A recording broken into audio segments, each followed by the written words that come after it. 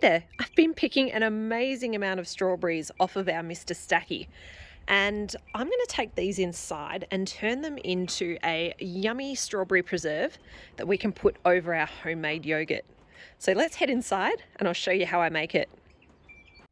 So I'm inside now and I've got all the goodies I need. Of course, the strawberries, my canning equipment and the trusty ball book, and some sugar. It is just two ingredients. It's the strawberries and some sugar. And because we're using a fair bit of sugar today, I've got my bulk sugar out. For today's canning, I'm going to be using my trusty Victorio steam canner. And I'm really excited to show you guys how this works today because this is a really simple recipe, and using a really simple way of processing in this steam canner makes this such an easy preserving recipe. To get going, we need to do a bit of washing up. So I need to take these strawberries that I've just picked, give them a bit of a wash, and I also need to wash my jars. So today I'm going to be using my ball and cur jars. I've got some of the 4 jars lids as well that I'll be using, which I've done another video on if you want to hear a bit more about those. I don't need to sterilize my jars when I'm using the steam canner. That's actually one important thing I want to point out, but I do need to give them a wash. So just a bit of soapy water is the go to make sure they're nice and clean. All right, let's get on to some cleaning.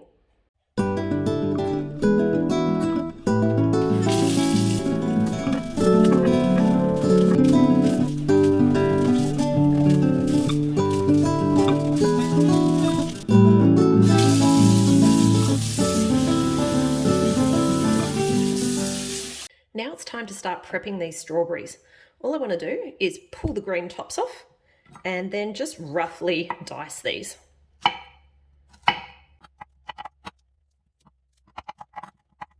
My goodness, how good do some of these strawberries look? These are all grown in our backyard in a couple of ways, and I've got another video on that if you want to have a look at how we've been growing our strawberries. Here's our strawberries all prepped up. And I really wish you guys could smell this because it smells so good in here at the moment. When you've got your own homegrown strawberries, they really are nothing like what you get at the supermarket. These have like such this intense strawberry smell, and the taste of them is pretty wonderful as well. What we need to do now is measure them out and pop them in the pot, and then we'll work out how much sugar we need to add. So that's just yielded us about a litre of fruit. It's probably just slightly over. If I pushed it down, it's probably on the litre mark. And what I'll do now is measure out 3 cups of sugar to this 1 litre of strawberries, because that's the ratio we're going for today. And I should mention that that ratio comes from the ball book. It's actually the strawberry jam recipe. And what I should say is that the way that I came up with this strawberry ice cream yogurt topper is actually by accident. It was one day when I was making strawberry jam, and when I cooked it up, I didn't quite get it to the gelling point. It didn't set properly.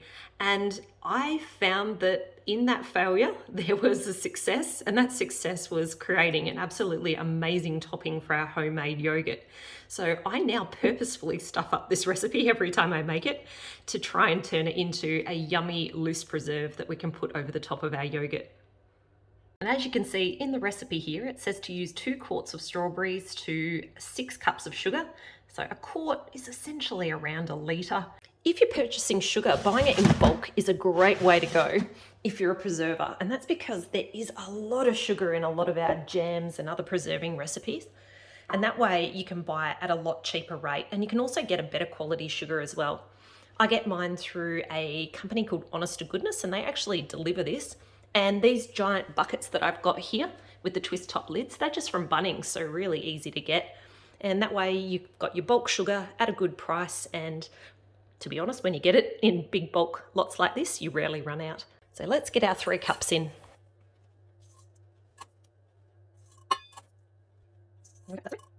I've now popped this on the stove, and I want to put it on a really low heat.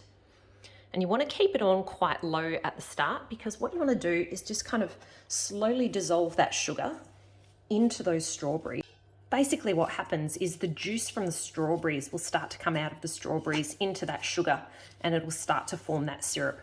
We actually don't add any liquids. It's actually the liquid from the strawberry itself that creates the syrup.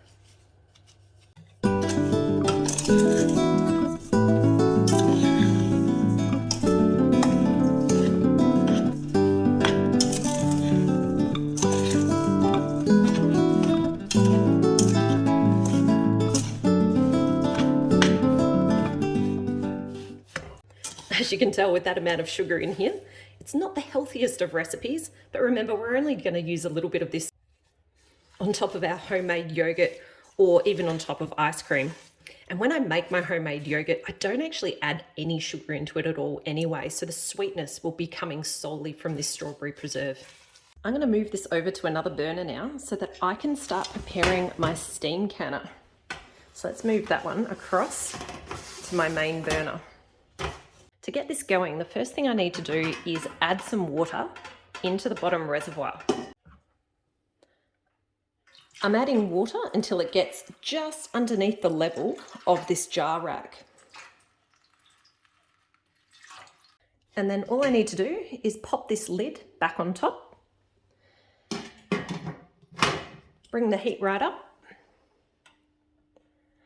and let that come up to temperature. The reason I want my canner to be hot is because I'm doing a hot pack method today. So essentially what that means is I'm going to be putting this hot preserve into hot jars. And that's so we don't have any shock to the jars where you've got a cold jar with hot product going in and then that jar can break. But equally, you want to make sure that you're also putting that hot jar into a hot canner. So that's why we're preheating it. Let's check on our strawberry topping. Ah, yum. You can see how it's just starting to come up to the boil now. And most importantly, what you can see is that there's now a lot of liquid in here. And as I mentioned, I haven't added any liquid to this. This is just the syrup forming from the juice that's coming out of those strawberries, combined with that sugar that we added in. So what we'll continue doing now is cooking these strawberries until they start to break down a bit. But I don't want to do that really hard rolling boil that'll bring this to a gelling temperature that you would normally do for a jam, because that will mean it will set up and it will turn into a jam. So here it is all ready, and you can see there's a bit of foam on the top, and if that's not to your taste, you can actually scoop that up off the top and just kind of discard that. It's not going to hurt you if it does go in the jar, but some people like a clearer topping, and clearing that foam off the top will help you get it. What I'm going to do now is start heating up my jars. Now I have really hot water just directly out of my hot water tap. So all I like to do is just put some hot water directly in these jars, leave it to sit, and that will start heating those jars up. And what that means is when I later put that really hot strawberry topping in these jars, it's not going to create any shock to the jar, and then I shouldn't have any jar breakages.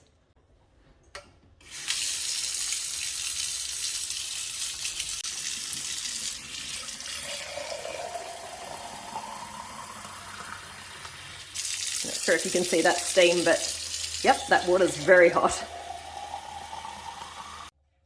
The jars are ready. And our jam is also ready. So let's get it poured into these jars before they start to cool down.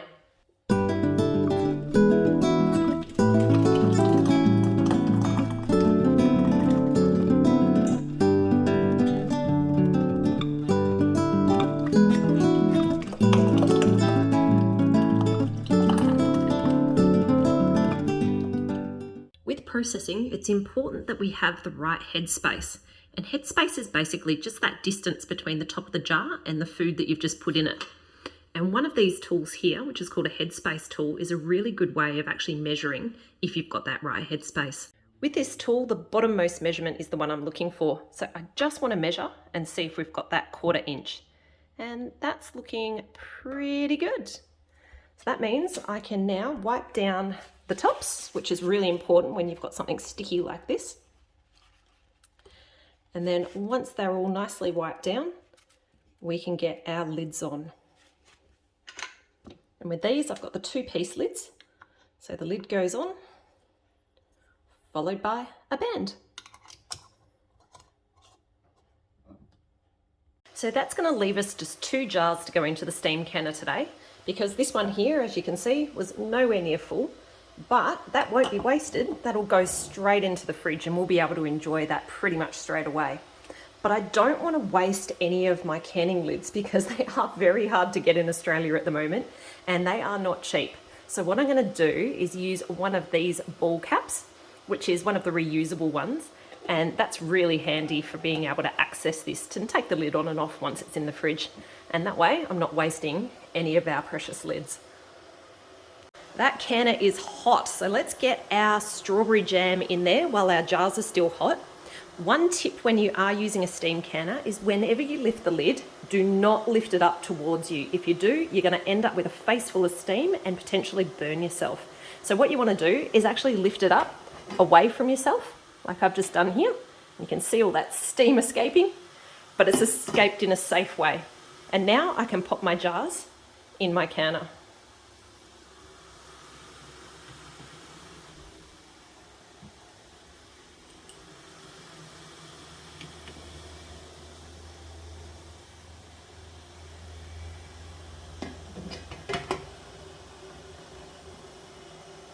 What I want to do now is just wait and then watch the gauge until it gets to the green zone.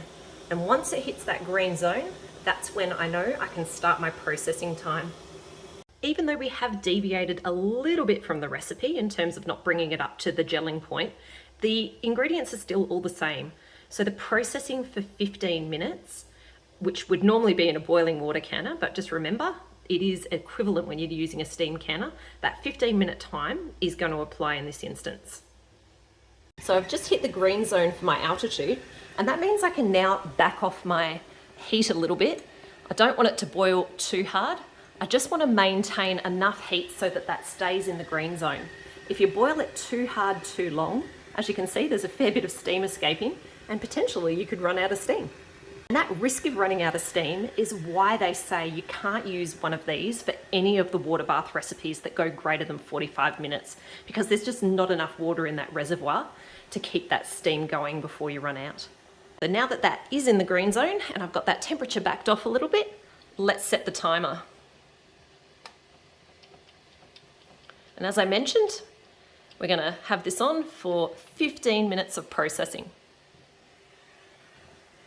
Once you're familiar with your stove and your steam canner and how that temperature holds, you can pretty much just leave your steam canner to go through that processing cycle. Whilst you're getting to know it, it is a good idea just to check on the dial every so often, just to make sure it is staying in that green zone. And you can see that this one well and truly is. That's our 15 minutes of processing time. At this stage with a steam canner, all I want to do is turn it off. And then I need to leave it for 5 minutes. I do not want to pull the lid off yet. I've got to leave it for the 5-minute period. And after that 5 minutes has passed, that's when I can lift the lid. After 5 minutes passed, you can take the lid off your canner. And again, what you want to do is just point it away from you when you lift it off in case there's any more steam that comes out. That wasn't too bad that time.